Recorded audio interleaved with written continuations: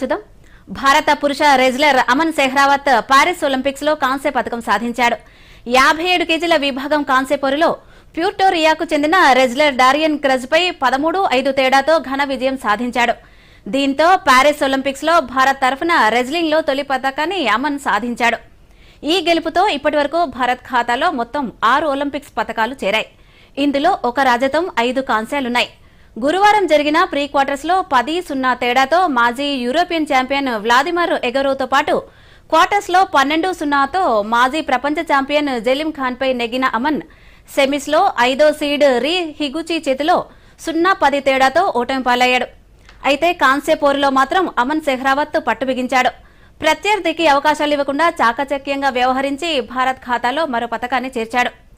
Wrestling లో ఇంతవరకు ఒక్క పతకం లేకపోవడంతో భారత్ ఆశలన్నీ అమన్ పైనే పెట్టుకుంది. దీంతో పతక పోరులో అతడు అద్వితీయంగా ఆడాడు. తొలి నుంచి ఆధిపత్యం ప్రదర్శించిన 21 ఏళ్ల అమన్ కీలక సమయంలో పాయింట్లు సాధించాడు.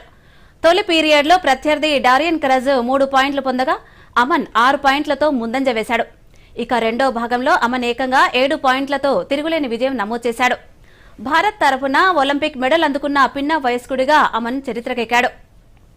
ఇక ఒలింపిక్స్ చరిత్రలో రెజ్లింగ్ లో భారత్ కు ఇది 8వ పతకం కాగా, రెజ్లింగ్ లో కాంస్య పతకం సాధించిన అమన్ సెహ్రావత్ కు ప్రధాని నరేంద్ర మోదీ అభినందనలు తెలిపారు. అమన్ అంకిత భావం పట్టుదల స్పష్టంగా కనిపిస్తోందన్నారు. ఈ ఘనతను దేశమంతా సెలబ్రేట్ చేసుకుంటుందని మోదీ పేర్కొన్నారు. आज बहुत बढ़िया लग रहा है। इस बार तो मन खुद ने विश्वास नहीं हो रहा कि 3-4 दिन तो मन ने भी समझने लगे भाई तेने मेडल जीते लिया आखिर में ओलंपिक में। यही सोच के आए थे कि भाई पहले तो 2 मिनट नंबर नहीं देना किसी का। वो जो सेमीफाइनल में आ रहा था वो शुरू में जाते ही मतलब 4 नंबर से ले गई। इतना बड़े कंपटीशन में तो पजल हो गया भाई कैसे नंबर लूं। भी ओलंपिक में ऐसे सब देख रहे हैं देशवासी, अब क्या करूं क्या मैं समझ में नहीं आया क्या करूं।